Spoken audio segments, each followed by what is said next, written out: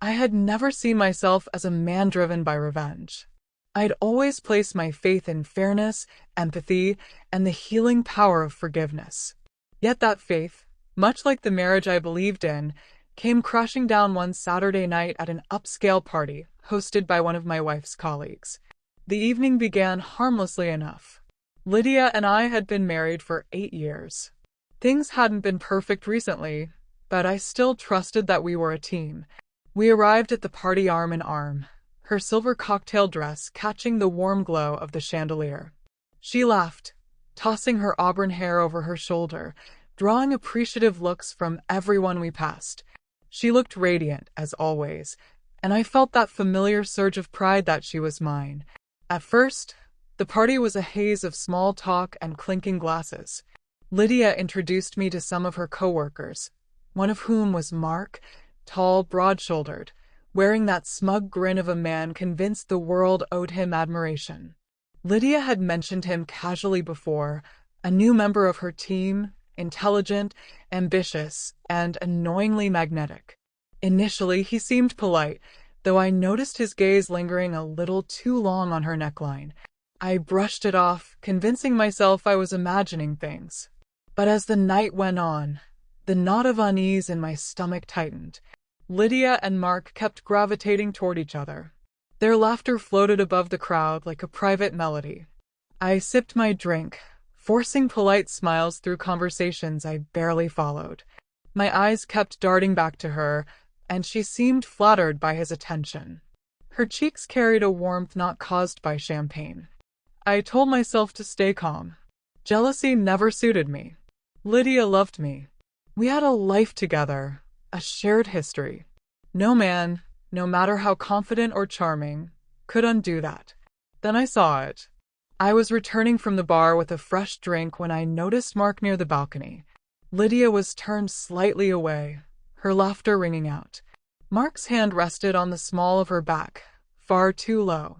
And then, in excruciating slow motion, I saw it slide beneath the hem of her skirt. My blood ran cold. She didn't recoil, didn't slap him, didn't move away.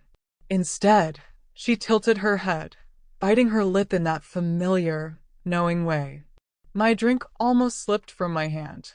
For a moment, I froze. Was this real? Had I misread everything? But no, there was no mistaking the glint in her eyes, the smirk on his face. Fury surged through me like wildfire, my hands trembling as I wrestled with the urge to confront him physically. But I didn't. I turned and walked out, leaving the party in silence, my mind already plotting retribution.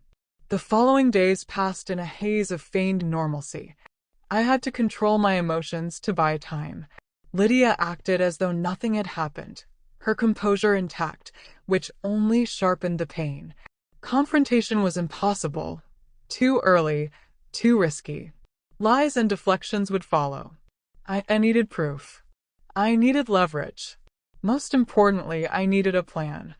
I began observing. Lydia wasn't as cautious as she believed. A glance at her phone while she showered revealed strings of flirtatious texts with Mark. This wasn't a one-night slip. It had been months. The betrayal hit me like a freight train. I swallowed the pain, letting it fuel my resolve. Mark, I discovered, wasn't just a shameless coworker. He was married. His wife, Rebecca, was a quiet, kind woman I'd briefly met at a company event. She didn't deserve this any more than I did. I contacted her anonymously, revealing just enough to spark her suspicion. The enemy of my enemy was about to become my ally. With Rebecca's help, the setup unfolded flawlessly. We organized a dinner, inviting both Lydia and Mark under the guise of celebrating one of Lydia's minor work achievements. Lydia, unsuspecting, was thrilled, especially since Mark and his wife would be present. She even asked me to choose the wine, a bitterly ironic request. The night arrived, and I played the perfect host. Rebecca and I exchanged knowing looks, our mutual disgust forging a temporary alliance. Lydia and Mark, oblivious to the storm surrounding them, smiled and whispered in their shared delusion. Their arrogance only strengthened my resolve. Midway through dinner, I excused myself to retrieve a special dessert from the kitchen. That was the signal. Rebecca followed shortly, leaving Lydia and Mark at the table, blissfully unaware that the room was wired with cameras and microphones. Every whisper, every subtle touch, was being recorded in crystal clarity. Rebecca suggested the idea. I installed everything myself, my hands steady despite the fury simmering beneath my skin. Back at the table, I raised my glass, announcing a toast to trust and transparency. Lydia's smile faltered for a moment before she recovered. Dessert arrived, but none of us ate. The tension was almost tangible. Finally, I set down my fork and leaned back. "There's something I need to show you," I said, calm but firm. Lydia's eyes flicked to mine, unease crossing her face. I picked up the remote and pressed a button. The television on the wall came alive, displaying a paused video. Her face drained of color as she recognized the scene, the party, the balcony, her betrayal frozen in time. "What is this?" she whispered. "Evidence," I replied, pressing play. The room fell silent as the video ran, exposing every damning moment. Rebecca's face hardened, her gaze fixed on Mark, whose confidence crumbled instantly. Lydia turned to me, tears filling her eyes, but I raised a hand. "I don't want to hear your excuses," I said coldly. "This isn't about saving anything. It's about accountability." Rebecca stood, chair scraping the floor. "Mark," she said, her voice steady despite trembling, "you'll be hearing from my lawyer. And don't even think about coming home tonight."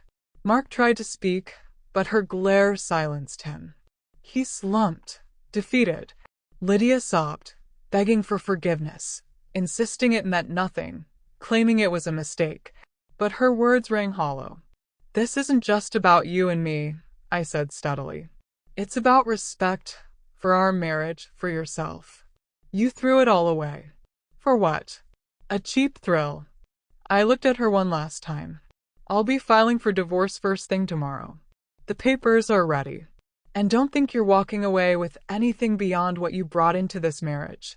I've been careful, very careful." Her sobs grew louder, but I felt nothing.